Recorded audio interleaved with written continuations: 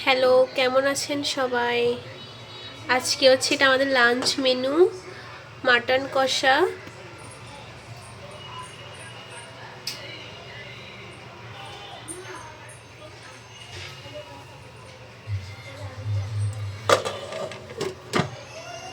তারপর হচ্ছে ডিম আর ইলিশ মাছের ডিম ভাজি। তারপর হচ্ছে মাছ, হচ্ছে ডাল, হচ্ছে এটা চিকেন কষা,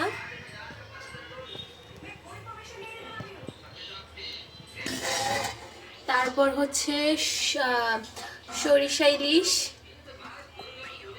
খুব প্রিয় সবার। এটা হচ্ছে আমাদের আজকের মেনু।